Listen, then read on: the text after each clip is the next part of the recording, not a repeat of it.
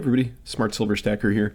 And in this video, I just want to share with you guys a few things I've been looking at lately and also just talk about some of the things going on in the world and why I think that right now is still a great time to be stacking silver.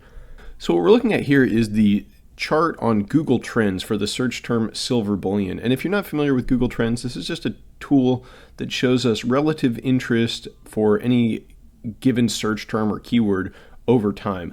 And you can see on this chart there's a few spikes, one from 2006 and one from 2011, and those both coincide to big moves up in the price of silver. 2011 is especially notable. That's when silver hit its all-time record high. It moved above $50 in intraday trading, so that kind of accounts for that spike.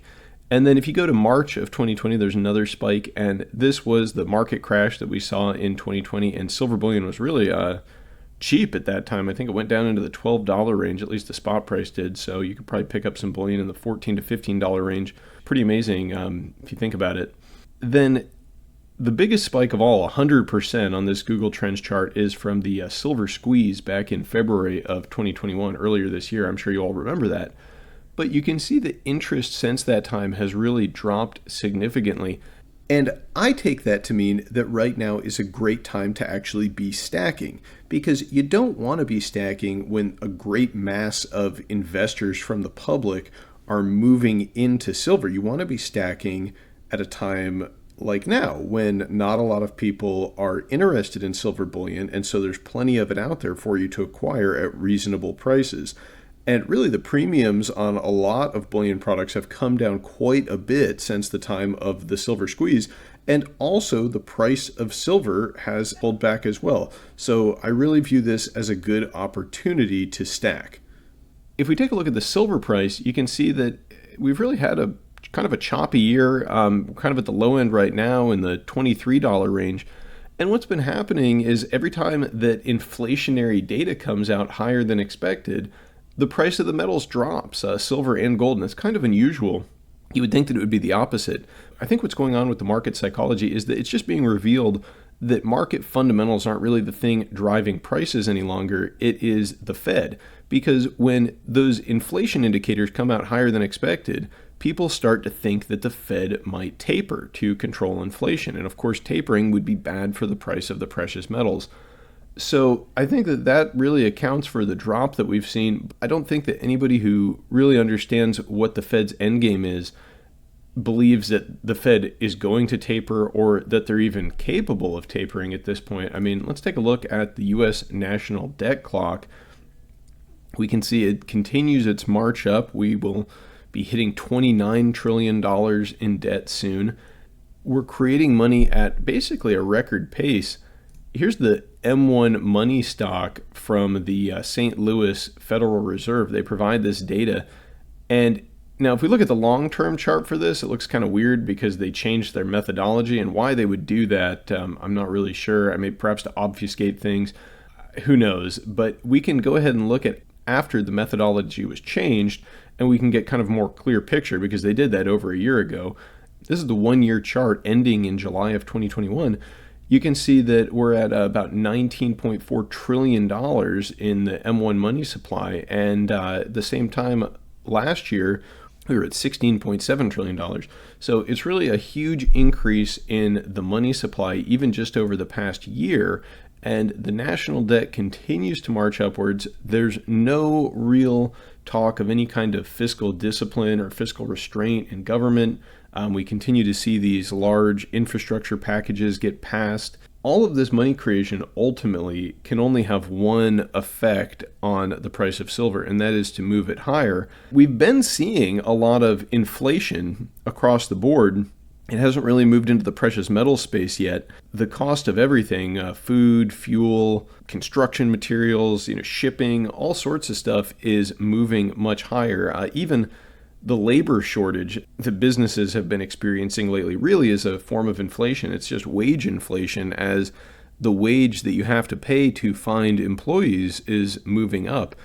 I keep hearing economists at the Federal Reserve and elsewhere referring to this as a transitory inflation, or if it's not that the inflation is transitory, it's that the cause for higher prices is the struggle of reopening the economy, or that it's supply chain disruptions. And I'm sure that there is at least an element of truth to that. However, nobody really mentions the money creation when they talk about rising prices. And that is obviously, to me, the most direct cause of the inflation that we're seeing. Maybe supply chain disruptions and growing pains as you reopen an economy sort of account for a little bit of the price inflation we've been seeing. But I think that when you create almost 20% of your money supply in 1 year, you're bound to see prices move up. I mentioned shipping. A lot of people talking about the problems with shipping and how expensive shipping has become. Let's take a look at this website, icontainers.com here. And I've got pulled up on this website the cost of shipping from the US to China, and then also the shipping rate to ship things from China to the US. As you can see here, the price to ship from Shanghai to New York, so from China to the US, $6,500, pretty pricey. From what I've read, some of these shipping costs have increased tenfold over the past year, and it's really becoming a problem. And everybody's blaming this on supply chain problems, but I think a lot of it has to do with the money creation and the fact that the US economy has been shut down and we stopped producing the goods that we're consuming, so we're importing more of them. And if you look at the price to ship a container from New York to Shanghai, it's only $608. That seems pretty cheap compared to $6,000.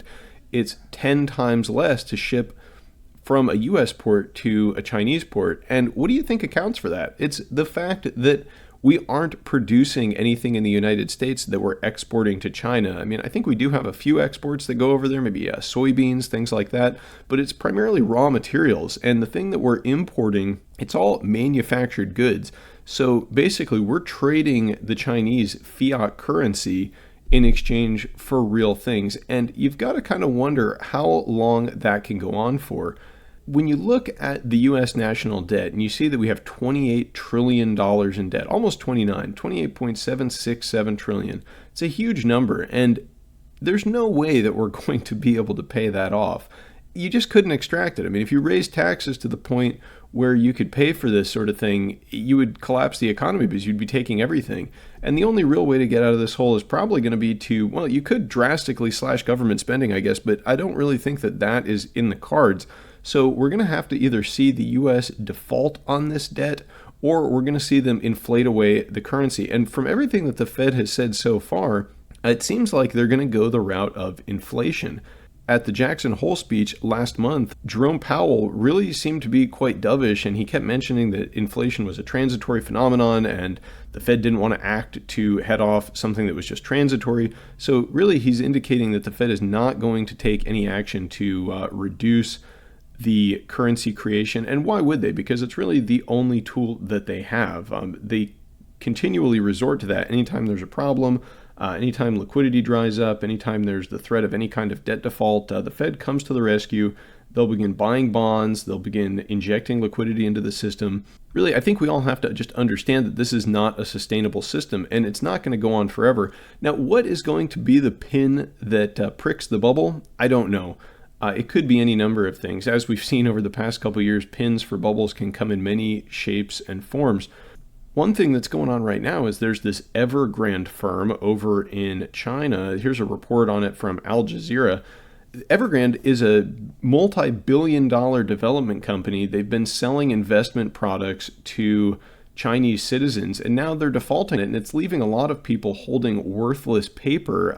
And this is a developing problem, but it's probably something to keep your eye on. Now, the Chinese government may intervene and they may bail out this company. We'll have to see, because the CCP doesn't really have any interest in a bunch of Chinese citizens losing their livelihoods and the economy being disrupted, because they really have to keep a lid on civil unrest over there. So maybe we'll see an intervention, but there probably is going to come a day when, one of these big firms, just like Lehman Brothers back in 2008, is going to go belly up, and they're going to be too big, not too big to fail, but they're going to be too big to bail out. And the round of bailouts that we're going to see as some kind of contagion spreads through the markets is going to be the death knell of the dollar. Maybe I'm wrong. Maybe that's not the case.